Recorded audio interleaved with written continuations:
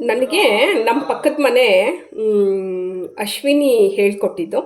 ಈ ಮಾವಿನಹಣ್ಣಲ್ಲಿ ಮಾವಿನಕಾಯಿ ಇದ್ದಾಗ ಒಂಥರ ಮಾಡೋದು, ಆಮೇಲೆ ಹಣ್ಣಾದಾಗ ಒಂಥರ ಮಾಡೋದು.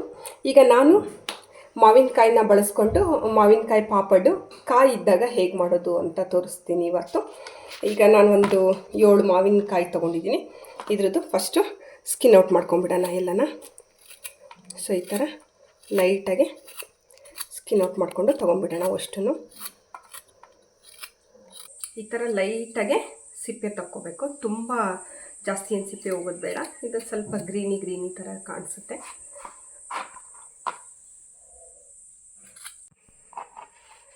ಮಾವಿನಕಾಯ್ದೆಲ್ಲ ಸಿಪ್ಪೆ ತಕ್ಕೊಂಡು ಹಾಕಿದೆ. ಈಗ ಇದನ್ನು ಸಣ್ಣದಾಗೆ ಪೀಸಸ್ ಆಗಿ ಕಟ್ ಮಾಡ್ಕೊಳ್ಳೋಣ. ಸಣ್ಣ ಸಣ್ಣ ಪೀಸ್ಗಳನ್ನಾಗಿ ಮಾಡ್ಕೋಬೇಕು.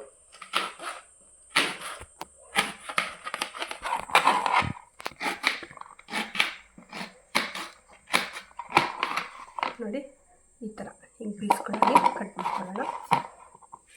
ಅಷ್ಟು ಇದೇ ಥರ ಪೀಸ್ ಮಾಡ್ಕೊಂಬಾನ.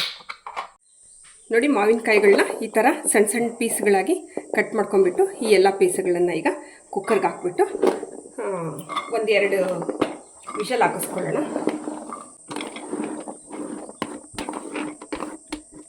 ಇದನ್ನು ಚೆನ್ನಾಗಿ ಬೇಯಿಸ್ಕೊಳ್ಳೋಣ. ಬೇಯಿಸ್ಕೊಳ್ಬೇಕಾದ್ರೆ ಸ್ವಲ್ಪ ಇವಾಗಲೇ ಒಂದು ಸ್ವಲ್ಪ ಇಷ್ಟು ಉಪ್ಪು ಹಾಕ್ಕೊಳ್ಳೋಣ. ಉಪ್ಪು ಹಾಕ್ಬಿಟ್ಟು ಇಲ್ಲಿ ನೋಡಿ ಇಷ್ಟು ಒಂದು ಅರ್ಧ ಲೋಟ ನೀರು, ಜಾಸ್ತಿ ಏನು ಬೇಡ, ಸಾಕಾಗುತ್ತೆ ಇಷ್ಟು ಹಾಕ್ಬಿಟ್ಟು ಇದನ್ನು ಲಿಡ್ ಮುಚ್ಚಿಬಿಟ್ಟು 2 ವಿಷಲ್ ಕೂಗಿಸ್ಕೊಂಬರೋಣ.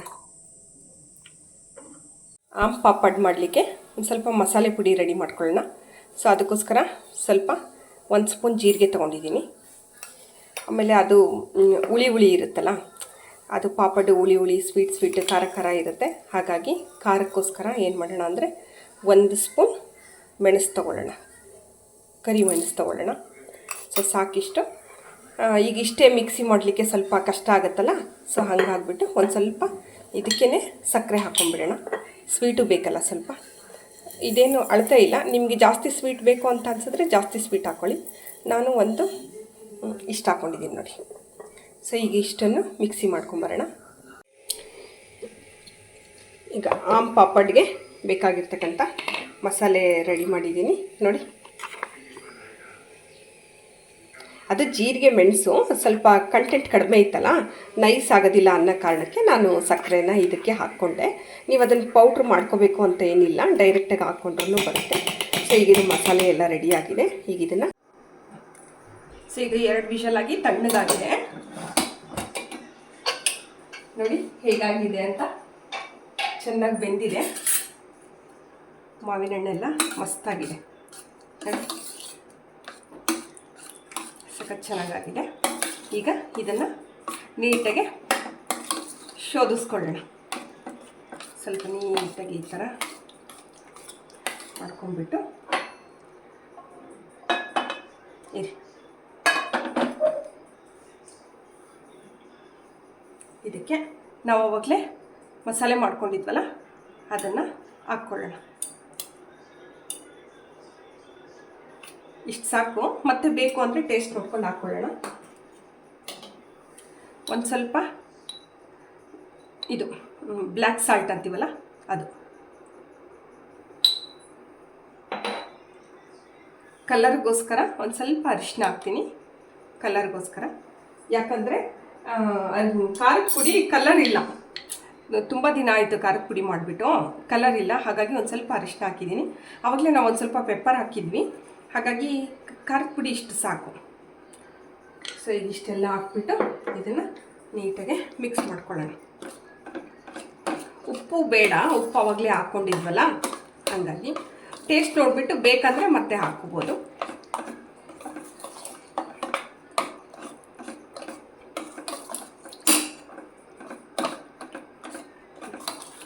ಸೊ ಈಗಿದು ಇಷ್ಟ ಆಗಿದೆ. ಈಗ ಒಂದು ಸ್ಟ್ರೈನರ್ ತೊಗೊಂಡ್ಬಿಟ್ಟು ನೀಟಾಗಿ ಮಿಕ್ಸಿ ಮಾಡ್ಕೋಬೋದು, ಬಟ್ ಮಿಕ್ಸಿ ಮಾಡಲಿಕ್ಕೆ ಎಲ್ಲ ಇದು ಆಗಲೇ ಫುಲ್ ನೈಸಾಗಿ ಚೆನ್ನಾಗಿ ಬೆಂದಿರೋದ್ರಿಂದ ಮಿಕ್ಸಿಗೆ ಅಷ್ಟೊಂದು ಬರೋದಿಲ್ಲ. ಸೊ ನಾನು ಇದನ್ನು ಸ್ಟ್ರೈನರ್ ತೊಗೊಂಡ್ಬಿಟ್ಟು ಈ ಥರ ಶೋಧಿಸ್ಕೊತೀನಿ ನೀಟಾಗಿ. ಅವಾಗ ಇದ್ರೊಳಗೆ ಎಕ್ಸ್ಟ್ರಾ ಏನಾದರೂ ಪಲ್ಪ್ ಇದ್ದರೆ ಅದೆಲ್ಲ ಸಿಕ್ಕೋಗ್ಬಿಡುತ್ತೆ.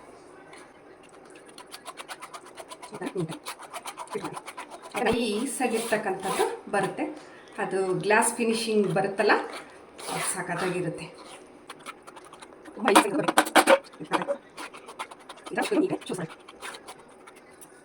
ನಾವು ಮಾವಿನಕಾಯಿ ಪಾಪಡ್ ಅಂತನಾದರೂ ಕರಿಬೋದು, ಅಥವಾ ಮಾವಿನಕಾಯಿ ಜೆಲ್ಲಿ ಅಂತನಾದರೂ ಕರಿಬೋದು. ತುಂಬ ರುಚಿಯಾಗಿರುತ್ತೆ. ಈಗ ನಾನು ಮಾಡ್ತಾ ಇರೋದು ಕಾಯಿ ಮಾವಿನಕಾಯಿಯಿಂದ, ಹಣ್ಣು ಮಾವಿನಕಾಯಿಯಿಂದನೂ ಮಾಡ್ಬೋದು, ಅದು ಚೆನ್ನಾಗಿರುತ್ತೆ. ಇದು ತುಂಬ ರುಚಿಯಾಗಿರುತ್ತೆ. ಮಾಡೋದೇ ಅಪರೂಪ, ವರ್ಷಕ್ಕೆ ಒಂದೇ ಸಾರಿನೇ ಮಾಡೋದು. ಅಂದರೆ ಒಂದು ಸ್ವಲ್ಪನೂ ವೇಸ್ಟ್ ಮಾಡೋದಕ್ಕೆ ನನಗೆ ಇಷ್ಟ ಇಲ್ಲ. ನೋಡಿ ಎಷ್ಟು ಸಾಧ್ಯನೋ ಅಷ್ಟು ನೀಟಾಗಿ ತಕ್ಕೋತಾ ಇದ್ದೀನಿ. ಸೊ ವೇಸ್ಟ್ ಏನಿಲ್ಲ ಇದರೊಳಗೆ. ಸೊ ಮಾವಿನಕಾಯ್ದು ಒಂದು ಸ್ವಲ್ಪ ಅದು ನಾರಿನ ಅಂಶ ಇದೆ, ಅಷ್ಟು ಬಿಟ್ಟರೆ ಫುಲ್ ಆಲ್ಮೋಸ್ಟ್ ಎಲ್ಲ ತಗೊಂಡಿದ್ದೀವಿ. ಮೆಣಸು ಜೀರಿಗೆ ಕೊಟ್ಕೊಂಡಿದ್ವಲ್ಲ, ಅದ್ರದ್ದೊಂದು ಸ್ವಲ್ಪ ತರಿಯಾಗಿರೋ ಪಾರ್ಟು ಉಳ್ಕೊಂಡಿದೆ ಅಷ್ಟೇ. ಸೊ ಉಳಿದಿದ್ದೆಲ್ಲ ತಗೊಂಡಿದ್ದೀವಿ. ನೋಡಿ ಈಗಲೇ ಎಷ್ಟು ಸಖತ್ತಾಗಿ ಕಾಣಿಸ್ತಾ ಇದೆ ಫಿನಿಶಿಂಗು, ಗ್ಲಾಸ್ ಫಿನಿಶಿಂಗು. ಇದಿನ್ನೂ ಚೆನ್ನಾಗಿ ಎಲ್ಲ ಕ್ಲಿಯರಾಗಿ ಆದಮೇಲೆ, ಸೆಟ್ ಆದಮೇಲೆ ನೋಡಬೇಕು, ತುಂಬ ಚೆನ್ನಾಗಿರುತ್ತೆ. ಓಕೆ, ಸೊ ಇಷ್ಟಾಗಿದೆ. ಈಗ ಇದಕ್ಕೆ ಏನು ಮಾಡಬೇಕಂತ ಹೇಳ್ತೀನಿ. ಈಗ ಇದನ್ನು ಮತ್ತೆ ಸ್ವಲ್ಪ ಬಿಸಿ ಮಾಡಬೇಕು. ಸ್ವಲ್ಪ ಅದನ್ನು ನೀಟಾಗಿ ಕನ್ಸಿಸ್ಟೆನ್ಸಿ ಬರೋ ಹಾಗೆ ನೀಟಾಗಿ ಇದನ್ನು ಮಿಕ್ಸ್ ಮಾಡ್ಕೊಳ್ಳೋಣ. ಸಣ್ಣ ಉರಿ ಒಳಗಿಟ್ಕೊಂಡು ಇದನ್ನು ಚೆನ್ನಾಗಿ ಗಟ್ಟಿಯಾಗೋ ಥರ ಮಾಡ್ಕೊಳ್ಳೋಣ. ಸ್ವಲ್ಪ ಟೇಸ್ಟ್ ನೋಡೋಣ. ಚೊಟ್ಟು ಬಾ, ಇದು ಟೇಸ್ಟ್ ನೋಡ್ಬಾ.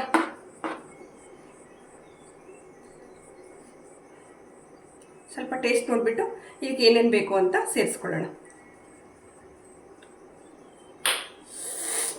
ಆಹಾ, ಸೂಪರಾಗಿದೆ. ಏನೂ ಬೇಕನ್ನಿಸ್ತಾ ಇಲ್ಲ, ಸಖತ್ತಾಗಿದೆ. ಸ್ವಲ್ಪ ಸ್ವೀಟ್ ಹುಳಿ ಖಾರ ನೋಡಿ ಚೆನ್ನಾಗಿ ಬರ್ತಾ ಇದೆ. ನೀರಿನ ಅಂಶ ಸ್ವಲ್ಪ ಕಡಿಮೆ ಇತ್ತಲ್ಲ, ಅದು ಮಾರ್ನಿಂಗಿಂದೆಲ್ಲ ನೀಟಾಗಿ ಪಲ್ಪೆಲ್ಲ ಗಟ್ಟಿಯಾಗಿ ಬಂದಿತ್ತಲ್ಲ, ಸ್ವಲ್ಪ ಬೇಗನೆ ರೆಡಿ ಆಗ್ತಾ ಇದೆ. ಇದನ್ನು ಸ್ವಲ್ಪ ತಳ ಬಿಡೋ ಅದಕ್ಕೆ ಬಂದುಬಿಟ್ರೆ ಸಾಕು. ಕಲರು, ಫುಡ್ ಕಲರ್ ಏನಾದರೂ ಹಾಕೊಂಡ್ರೆ, ನಾನು ಫುಡ್ ಕಲರ್ ಏನು ಬಳಸಲ್ಲ, ಅದಕ್ಕೋಸ್ಕರ ಅರಿಶಿನ ಪುಡಿ ಹಾಕಿದ್ದೀನಿ. ಇದು ಚೆನ್ನಾಗಿರುತ್ತೆ. ಆಲ್ಮೋಸ್ಟ್ ಆಗಿದೆ, ಎಲ್ಲ ಗುಳಿ ಬರ್ತಾ ಇದೆ ನೋಡಿ.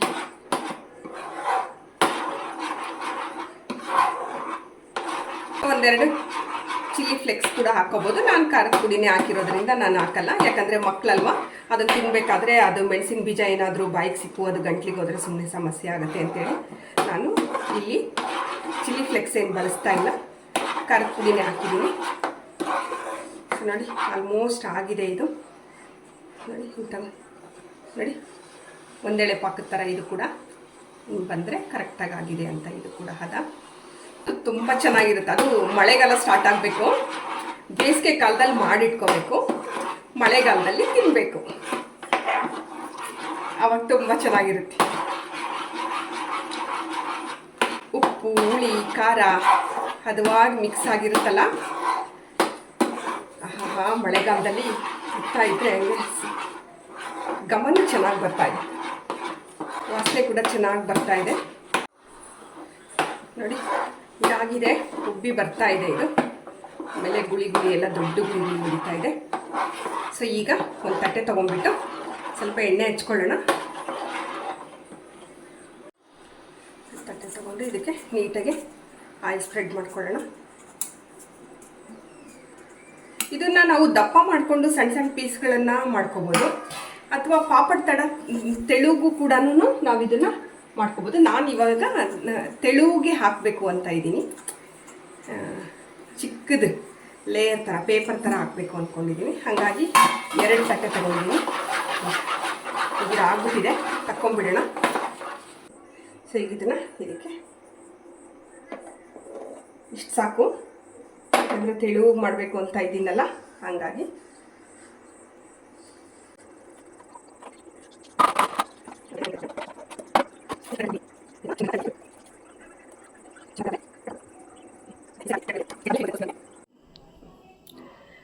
ನೋಡಿ ಮಾವಿನಕಾಯಿ ಪಾಪಡ್ ಮಾಡಿದ್ವಲ್ಲ, ಇದು ಅಷ್ಟೇ 3 ದಿನ ಟೈಮ್ ತೊಗೊಳ್ತು. ಚೆನ್ನಾಗಿ ಒಣಗಿಸ್ಬೇಕು. ಇದನ್ನು ಚೆನ್ನಾಗಿ ಒಣಗಿಸಿದ್ರೇ ಇದು ಚೆನ್ನಾಗಿ ಇಟ್ಕೊಳ್ಳೋಕೆ ಸಾಧ್ಯ.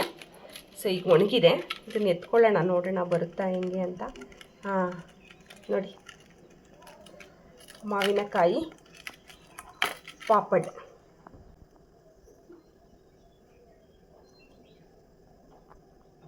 ಎಸ್ ನೋಡಿ. ಸೊ ಮಾವಿನಕಾಯಿ ಸಿಕ್ಕಿದ್ರೆ ನೀವು ಸಹ ಈ ಥರ ಮಾಡ್ಕೊಳ್ಳಿ. ಆಮ್ ಪಾಪಡ್, ಇದರಲ್ಲೂ ಅಷ್ಟೇ ಹುಳಿ, ಉಪ್ಪು, ಖಾರ ಎಲ್ಲನೂ ಇದೆ. ಸ್ವೀಟು ಮಾಡ್ಬೋದು, ಸಾಲ್ಟಿಯಾಗೂ ಮಾಡ್ಬೋದು.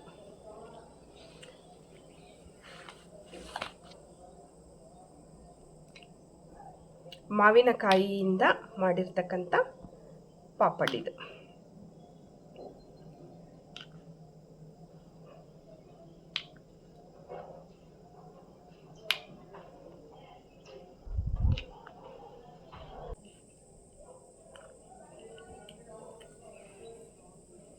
ನೋಡಿ,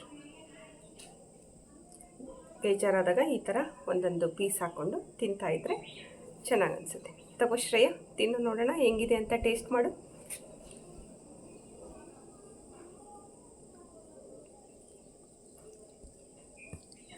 ಮ್ಯಾಮ್ ಚೆನ್ನಾಗಿದೆ ಮ್ಯಾಮ್. ಚೆನ್ನಾಗಿದೆಯಾ? ಹೆಂಗೆ ಅನಿಸುತ್ತೆ? ತಿನ್ಬೋದು, ಚೀಪ್ಬೇಕು, ಅಗಿಬಾರ್ದು. ಓಕೆ, ಈಗ ಮಾವಿನಕಾಯಿ ಸೀಸನ್ನು.